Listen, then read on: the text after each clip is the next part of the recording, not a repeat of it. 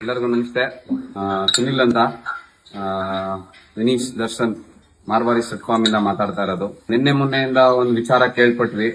ಏನೋ ದರ್ಶನ್ ಸರ್ ಕುದುರೆ ಮಾರಾಟಕ್ಕೆ ಇಟ್ಬಿಟ್ಟಿದ್ದಾರೆ. ವಿಜಯಲಕ್ಷ್ಮಿ ಮೇಡಮ್ ಅವರು ದರ್ಶನ್ ಸರ್ ಏನೋ ತೊಂದರೆಲಿರೋದ್ರಿಂದ ಕುದುರೆ ಎಲ್ಲ ಮಾರಾಟಕ್ಕೆ ಇಟ್ಟಿದ್ದಾರೆ ಅಂತ. ಈಗ ನಮ್ದೊಂದು ಕೆಟ್ಟ ಸಮಯ, ಕೆಟ್ಟ ಗಳಿಗೆ ನಡೀತಾ ಇದೆ. ಏನೂ ಮಾಡಕ್ಕಾಗಲ್ಲ. ಒಳ್ಳೇದಾಗತ್ತೆ, ಒಳ್ಳೆಯವ್ರು ಒಳ್ಳೇದೇ ಆಗ್ಲೇಬೇಕು. ನಾವೇನ್ ಹೇಳಕ್ ಬರ್ತಾ ಇದೀವಿ ಅಂತಂದ್ರೆ, ನಮ್ಮ ಯಜಮಾನ್ರು ಹೊರಗಡೆ ಇದ್ದಾಗ ಎಷ್ಟು ಜನಕ್ಕೆ ಜೀವನಾಂಶ ನಡೀತಿತ್ತು ಅಂಡ್ ಎಷ್ಟು ಜನಕ್ಕೆ ಕೆಲಸ ಸಿಕ್ತಿತ್ತು ಅದೆಲ್ಲ ನಾವೇನ್ ಹೇಳ್ಬೇಕಾಗಿಲ್ಲ. ಅದೆಲ್ಲ ಪ್ರತಿಯೊಬ್ಬರಿಗೂ ಗೊತ್ತಿದೆ. ಅಂಡ್ ಲಾಕ್ಡೌನ್ ಸಮಯದಲ್ಲಿ ಯಜಮಾನ್ರು ಒಂದು ಕರೆಗೆ ಎಷ್ಟು ದೇಣಿಗೆ ಬಂತು ಸರ್ಕಾರಕ್ಕೆ, ಅದರಿಂದ ಎಷ್ಟು ಮೂಕು ಪ್ರಾಣಿಗೆ ಹೊಟ್ಟೆ ತುಂಬಿತು ಅದನ್ನ ನಾವೇನ್ ಹೇಳ್ಬೇಕಾಗಿಲ್ಲ. ನಿಮ್ಮ ಒಂದು ಚಾನೆಲ್ಗಳಲ್ಲೇ ನೀವೇ ತೋರಿಸಿದೀರಾ. ಅಂಡ್ ನಮ್ಮ ಲಾಸ್ಟ್ ಏನ್ ಹೇಳಕ್ಕೆ ಬರ್ತಾ ಇದೀನಿ ಅಂದ್ರೆ, ದಯವಿಟ್ಟು ನಮ್ಮ ಯಜಮಾನ್ರ ವಿಚಾರದಲ್ಲಾಗ್ಲಿ, ನಮ್ಮ ತೋಟದ ವಿಚಾರದಲ್ಲಾಗ್ಲಿ, ಮತ್ತೆ ಅವರ ಫ್ಯಾಮಿಲಿ ವಿಚಾರದಲ್ಲಾಗ್ಲಿ ದಯವಿಟ್ಟು ತಪ್ಪು ಸಂದೇಶಗಳನ್ನ ಕೊಡಬೇಡಿ.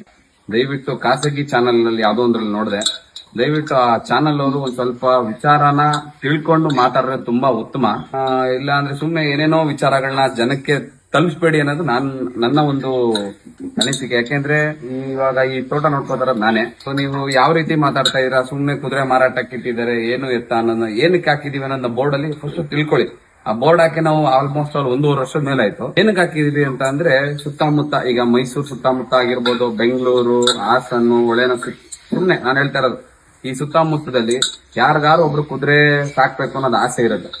ಈಗ ಅವರು ಯಾವ ತರ ಯಾರನ್ನ ಕಾಂಟ್ಯಾಕ್ಟ್ ಮಾಡಬೇಕು ಏನು ಅನ್ನೋದು ಗೊತ್ತಿಲ್ಲ. ಈಗ ಯಾರೋ ಸಿಗ್ತಾರೆ, ರಾಜಸ್ಥಾನಿಂದ ಕುದುರೆಗಳು, ಮಹಾರಾಷ್ಟ್ರ ಸಿಗುತ್ತೆ, ಮತ್ತೆ ತಮಿಳ್ನಾಡಲ್ಲೆಲ್ಲ ಎಲ್ಲೋ ಒಂದ್ ಕಡೆ ಇದೆ ಅಂತ ನಮಗೂ ಮಾಹಿತಿ ಇದೆ. ಬಟ್ ಏನ್ ಮಾಡ್ತಾರೆ, ರಾಜಸ್ಥಾನ ಈಗ ಗೊತ್ತಿಲ್ಲದೇನೆ, ಈಗ ನನಗೆ ಕುದುರೆ ಬಗ್ಗೆ ಗೊತ್ತಿಲ್ಲ, ಈಗ ನಾನು ತಿಳ್ಕೊಂಡಿರೋದು.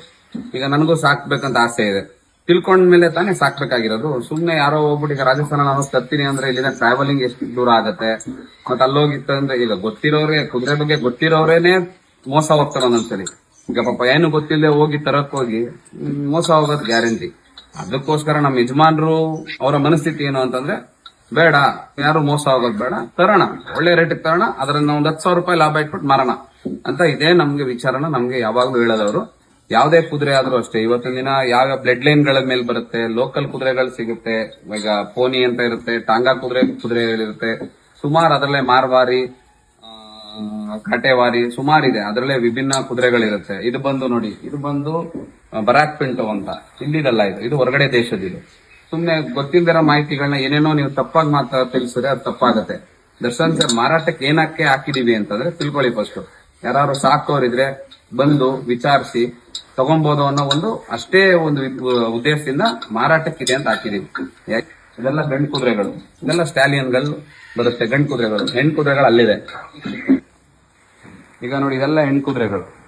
ಹೆಣ್ಣು ಕುದುರೆಗಳಲ್ಲಿ ಕೊಟ್ರೆ ಜನಕ್ಕೆ ಅದು ತಪ್ಪಾಗಿ ಅರ್ಥ ಮಾಡ್ಕೊಳ್ಳಿ. ನಾವು ಏನು ಕೇಳ್ತೇವೆ ಅಂದ್ರೆ, ಇದು ನಮ್ದು ವಹಿವಾಟು ನಡೀತಾ ಇರತ್ತೆ. ಈ ಕುದುರೆ ತರ್ತೀವಿ. ಈಗ ಇದು ತಂದು ಆಲ್ಮೋಸ್ಟ್ ಒಂದು 4 ತಿಂಗಳಾಯ್ತು. ಇದು ತಂದು ರಾಜಸ್ಥಾನಿಂದ ಬಂದಿದೆ. ಆತರ ಕುದುರೆಗಳು ತರ್ತೀವಿ.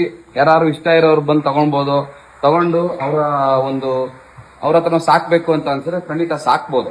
ಯಾರು ಇಲ್ಲಿ ಏನು ಕುದುರೆ ಸಾಕಕ್ಕೆಲ್ಲ ಯಾವ್ದು ಇದಿಲ್ಲ, ನಿರ್ಬಂಧನಗಳಿಲ್ಲ. ಸೊ ಕುದುರೆ ಸಾಕೋರಿದ್ರೆ ಸಾಕ್ಬೋದು. ಅಂಡ್ ಪ್ಲೀಸ್ ಅಂತ ಕೇಳ್ಕೊತಾ ಇದೀನಿ, ದಯವಿಟ್ಟು ನಮ್ಮ ಹಂಬಲ್ ರಿಕ್ವೆಸ್ಟ್, ಇದನ್ನ ಸರಿಯಾದ ರೀತಿಲಿ ಸರಿಯಾದ ಮಾಹಿತಿಗಳು ಕೊಡಿ. Thank you.